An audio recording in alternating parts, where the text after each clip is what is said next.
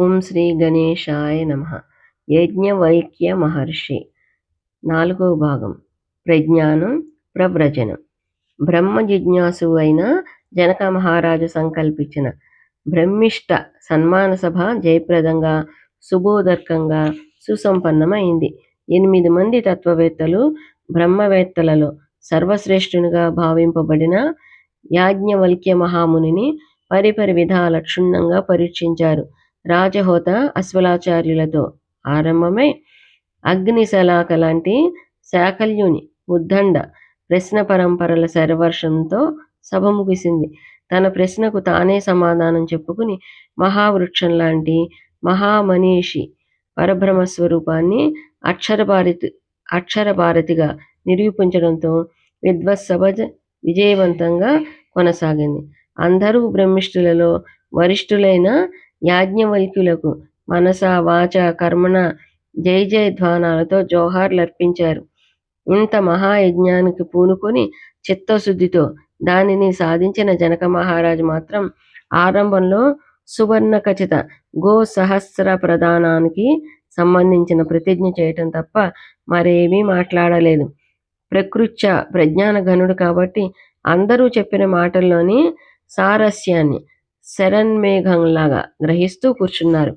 సామాన్యంగా వాగ్వాదంలో తత్వబోధతో పాటు శిరోవేద కూడా ఎంతో కొంత ఉండక తప్పదు కాబట్టి జనక మహారాజు ఏకాంతంగా అసలు విషయాన్ని గురించి బ్రహ్మిష్ఠులతో ముచ్చటించుకుందామని సరైన అవకాశం కోసం ఎదురు చూస్తున్నారు. ఆయన సంకల్ప శుద్ధి వల్ల ఒకనాడు యాజ్ఞవల్క్యులు తమంతట తామే రాజసభకు రాజదర్శనం కోసం విచ్చేశారు. మహారాజు కూడా చాలా సంతోషించి, స్వామి, తమరు విచ్చేసినందుకు చాలా సంతోషం. ఏ పని మీద వచ్చారో సెలవిస్తారా? ఇంకా గోధనం కావాలా? లేక నా ప్రశ్నలకు సమాధానం చెప్పి నన్ను కృతార్థుణ్ణి చేసేందుకు దయచేశారా అన్నారు. ఉభయతారకంగా ఉంటుందని వచ్చాను మహారాజా అన్నారు బ్రహ్మిష్ఠులు. కొంచెంసేపు ఇద్దరూ నవ్వుకుంటూ మౌనం వహించారు. తర్వాత బ్రహ్మర్షి సంభాషణ ఆరంభించారు. యాజ్ఞ: మహారాజా, మీ దగ్గరికి చాలామంది పండితులు వచ్చి చాలా విషయాలు చెప్తూ ఉంటారు కదా, అవేవో కొన్ని నాకు చెప్తే ఆ తర్వాత ఆ విషయాల గురించి నాకు తోచింది నేను కూడా చెప్తాను. జనక మహారాజు: స్వామి, ఒక పర్యాయం శిలిని కుమారుడైన జిత్వ నా దగ్గరికి వచ్చి వాగ్దేవతే బ్రహ్మ అని చెప్పారు. యాజ్ఞ: చాలా బాగుంది. తల్లిదండ్రుల దగ్గర ఆచార్యుల దగ్గర పెరిగిన వాళ్ళు ఇలాగే అంటారు. అయితే ఆ వాక్కుకు ఆయితనం అంటే ఆకారం ఏమిటో, ప్రతిష్ట అంటే ఆశ్రమం ఏమిటో చెప్పారా? జనక: లేదు. యాజ్ఞ: అయితే బ్రహ్మ పదార్థంలో మీకు 4వ వంతు చెప్పారు, మరి 3 పాదాలు మిగిలిపోయాయి. జనక: అయితే అవి తమరు సెలవిస్తారా స్వామి? యాజ్ఞ: వాక్కు అనే బ్రహ్మకు వాగీంద్రియమే ఆకార, శరీరం అంటే ఆయతనం, ఆకాశమే ఆశ్రమం. ప్రజ్ఞ అనే నామంతో ఈ వాగ్బ్రహ్మను ఉపాసించాలి. అలా ఉపాసించిన వాళ్ళు వాగ్దేవత అనుగ్రహం లభిస్తుంది. ప్రజలు ఆ వాక్కుని గౌరవిస్తారు, బహుకరిస్తారు. దేవతలు కూడా వారిని ఆశీర్వదిస్తారు. పరలోకంలో కూడా ఇలాంటి వాక్ సంపన్నులు దివ్యమైన దేవతా రూపం లభిస్తుంది. జనక: ధన్యుణ్ణి స్వామి, మీకు గో సహస్రం సమర్పిస్తాను. యాజ్ఞ: అక్కర్లేదు, అది తర్వాత చూసుకుందాం. ఇంకెవరైనా ఇలాంటి విషయాలు చెప్పారా? జనక: అవును స్వామి, ఉదంకుడు ప్రాణమే బ్రహ్మ అని చెప్పారు. కానీ ఆయన కూడా ప్రాణబ్రహ్మకు ఆయతనం ప్రతిష్ట చెప్పలేదు. తమరు సెలవిస్తే ధన్యుణ్ణి అవుతాను. యజ్ఞ: ప్రాణబ్రహ్మకు ప్రాణవాయువే శరీరం, ఆకాశం ఆశ్రయం. ప్రియం అనేది ఆ బ్రహ్మకు ఉపాసన నామధేయం. ఈ రహస్య నామంతో ప్రాణబ్రహ్మను ఉపాసించిన వారిని ప్రాణికోటి పూజిస్తుంది. వారికి దీర్ఘాయుష్యం లభిస్తుంది. జీవితకాలంలో దివ్య భోగాన్ని అనుభవించి ఆ తర్వాత దివ్య రూపంలో లీనమైపోతారు. అలాగే మరెవరైనా ఏం చెప్పారో చెప్పండి. జనక: బర్కువు అనే విద్వాంసులు చక్షువే బ్రహ్మ అని చెప్పారు. అలాగే భరద్వాజుడు శ్రోత్రమే బ్రహ్మ అని చెప్పారు. సత్యకాములు మనస్సే బ్రహ్మ అని చెప్పారు. శాకల్య మహాముని హృదయం బ్రహ్మ అని చెప్పారు. అంతేకాని ఎవరు కూడా బ్రహ్మస్వరూపాల వివరాలు చెప్పలేదు. తమరే సెలవిస్తే ఆనందిస్తాను. యాజ్ఞ అలాగే చెప్తాను వినండి. చక్షువనే బ్రహ్మకు చక్షువులే ఆకారాన్ని ఆయితనాన్ని ఇస్తాయి. ఆకాశం ఆశ్రయం, సత్యం దీనికి ఉపాసనా నామం. కళ్ళతో చూస్తేనే కానీ సత్యం తెలియదు. అందువల్ల సత్యం అనే రహస్యనామంతో చక్షు బ్రహ్మను ఉపాసించాలి. అలా ఉపాసించిన వాళ్లకు చక్షువులు బాగా పనిచేస్తాయి. ప్రజలు వాళ్ళను ఆదరిస్తారు. ఇహలోకంలోనూ పరలోకంలోనూ వాళ్లకు దైవానుగ్రహం ఉంటుంది, దివ్య రూపం లభిస్తుంది. అలాగే శ్రోత్ర బ్రహ్మకు శ్రవణేంద్రియములే ఆలయం అంటే ఆయతనం, ఆకాశం నిలయం ప్రతిష్ట. అనంత అనేది రహస్య నామం. ఈ నామంతో దిగ్దేవత అయిన శ్రోత్ర బ్రహ్మను ఉపాసించిన వారికి దిగ్గంతాల్లో విజయం లభిస్తుంది. వారి మాటలకు పలు దిక్కుల పలుకుబడి పెరుగుతుంది. ఇక సత్యకాముడు చెప్పిన మనోబ్రహ్మకు మనస్సే ఆలయం, ఆకాశం నిలయం అంటే ప్రతిష్ట, ఆనందం రహస్యనామం. ఈ నామంతో మనోబ్రహ్మను ఉపాసించిన వారికి నిత్యానందం లభిస్తుంది. చివర శాకల్యుడు చెప్పిన హృదయ బ్రహ్మకు హృదయమే ఆలయం అంటే ఆయతనం, ఆకాశం నిలయం అంటే ప్రతిష్ట, రహస్యనామం స్థితి అంటే నిలకడ. ఈ నామంతో హృదయ బ్రహ్మను పూజించిన వారు ఉపాసించిన వారు సహృదయులు అవుతారు. సుహృదయులు వారిని సౌహార్దంతో చూసి గౌరవిస్తారు.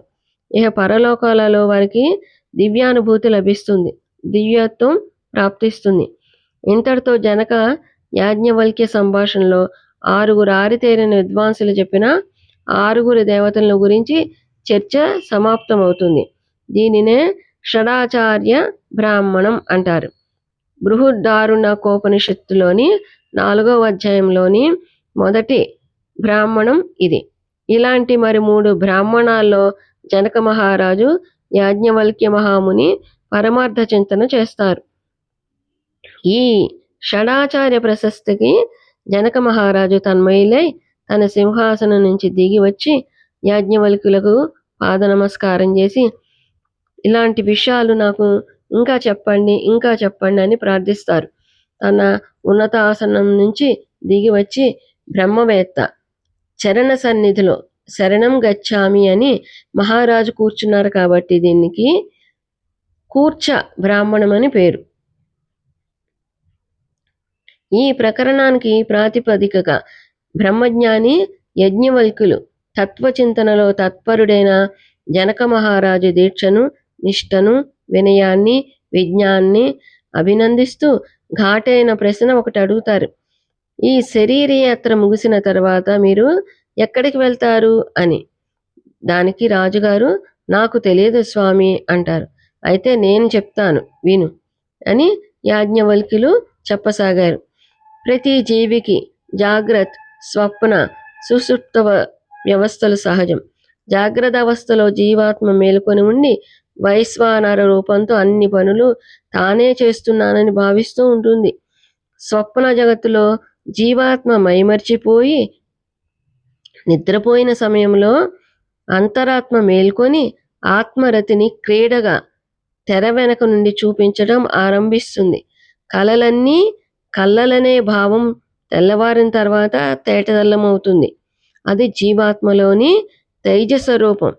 ఒక్కొక్కప్పుడు కలల ప్రపంచం కూడా దాటి జీవాత్మ గాఢ నిద్రలో సుషుప్తిని అనుభవించి ఆనందిస్తాడు.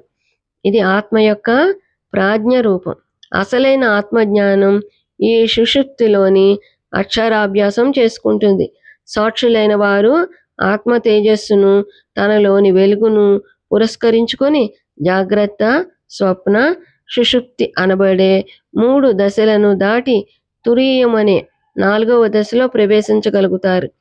ఈ దశలో ఇంతవరకు వైశ్వానరంగా, తైజసంగా, ప్రాజ్ఞంగా వ్యవహరించిన జీవాత్మ ఒక్కమారు సర్వాత్మకం అవుతుంది. ఆ దశలో తన నిజమైన వెలుగును చూసుకొని అందులో లీనమైన వారికి ఆత్మ సందర్శనం అవుతుంది. ఆత్మదర్శనమే అభయత్వాన్ని ప్రసాదించి జీవాత్మకు తనలోని పరమాత్మను సాక్షాత్కరింపచేస్తుంది. ఈ తురీయావస్థలోని ఆత్మతత్వం తనలోని తన వెలుగు తానైన ఆత్మ అంటే ఏమిటో తెలియపరుస్తుంది. మహారాజా, నీకు సహజంగా ఆత్మజ్ఞానం లభించింది. షడాచార్య సందర్శనంతో నీవు ఈ మెట్లన్నింటినీ దాటి పై మెట్టుకు వచ్చావు. మన కుడి కంటిలో నెలకొని ఉన్న ఇంధ అంటే ఇంద్రదేవతతో పాటు ఎడమ కంటిలో ఇంద్ర సమాగమం కోసం ఎదురు చూస్తున్న ఇంద్రాణి జంటగా ఆత్మకు మూలస్థానం. విశ్రాంతి గృహం అయిన హృదయంలో ప్రవేశించి పరవశించి ప్రకాశించే తురీయ స్థితిని నీవు చేరుకున్నావు. ఆ స్థితిలో జీవాత్మ ప్రాణాత్మగా మారుతుంది.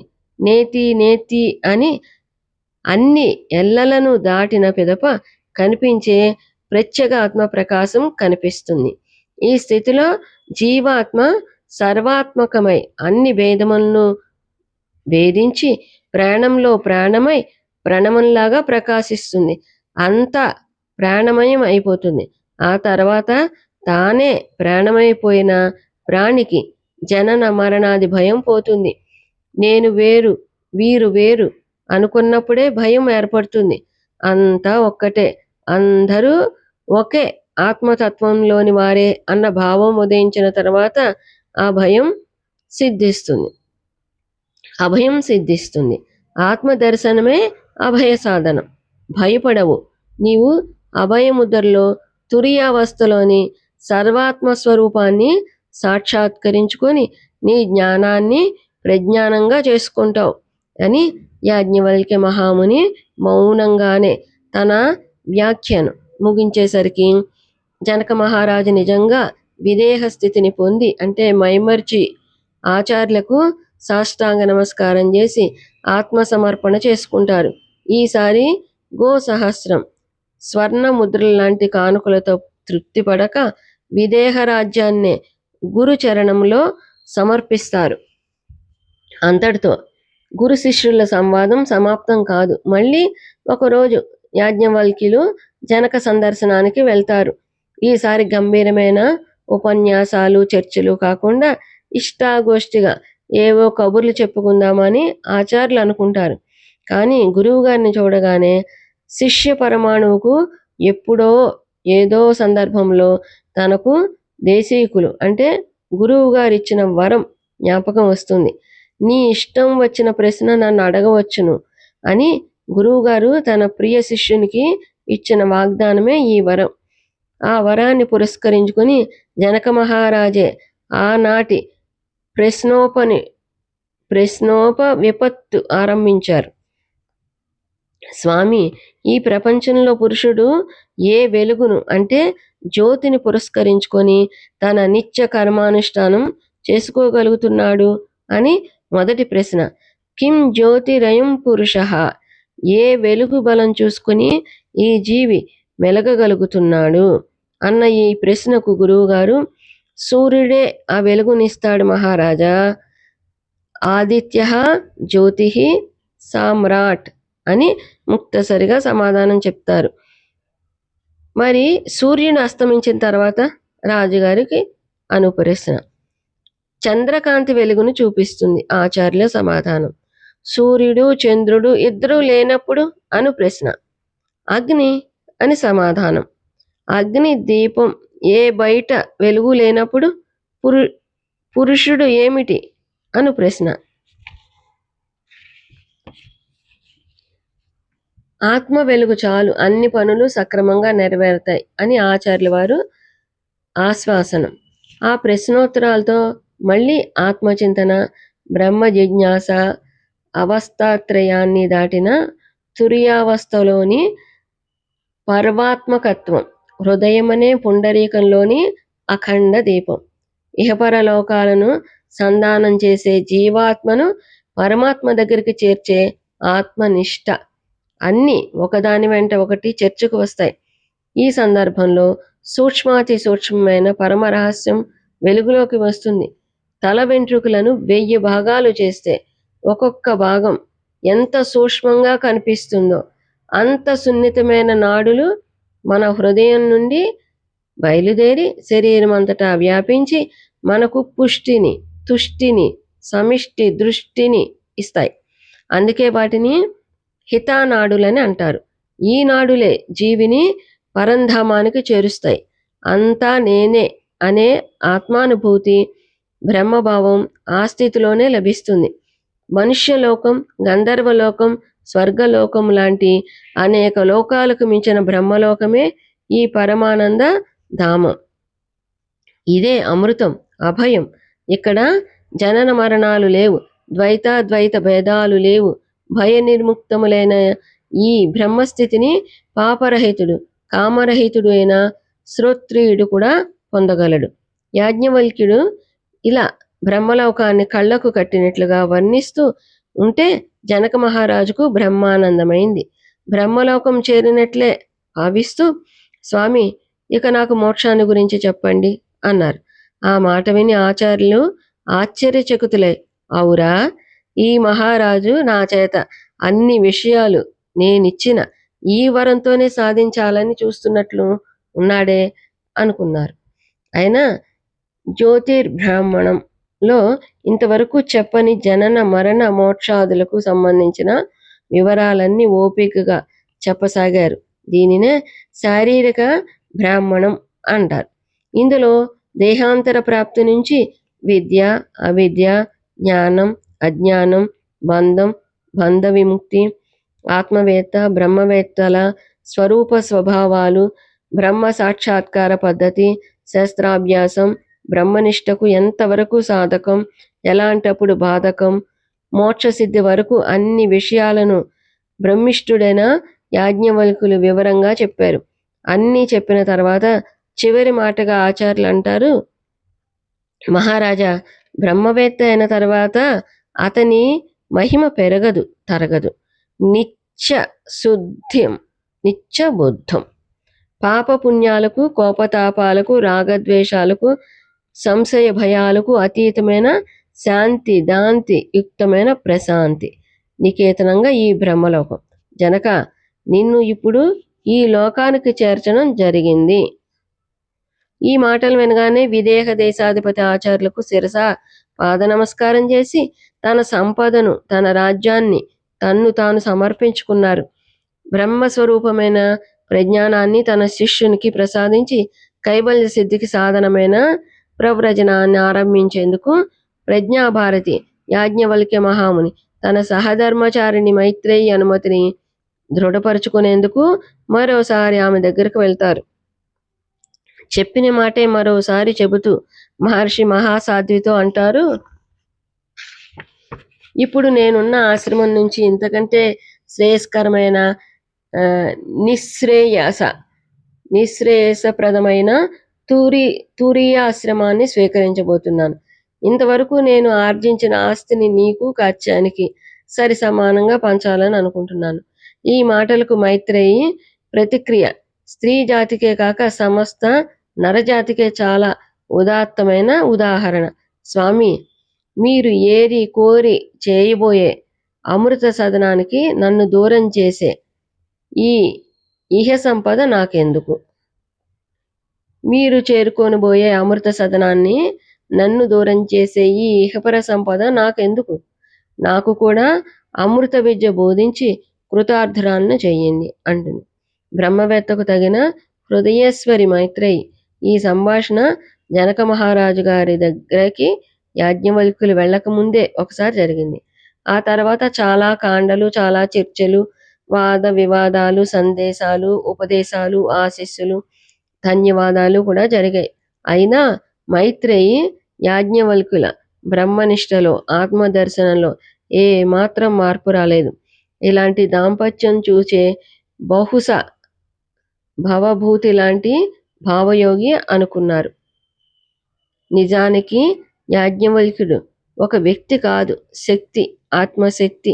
అలాంటి శక్తి సంపన్నులు ఈ ప్రపంచంలో అప్పుడప్పుడు అవతరిస్తూ ఉంటే శాంతి భద్రతలు స్థిరంగా ఉంటాయి. ఓం శాంతి శాంతి శాంతి. ఈ వీడియో కనుక మీకు నచ్చినట్లయితే ప్లీజ్ లైక్ చేయండి, సబ్స్క్రైబ్ చేసుకోండి.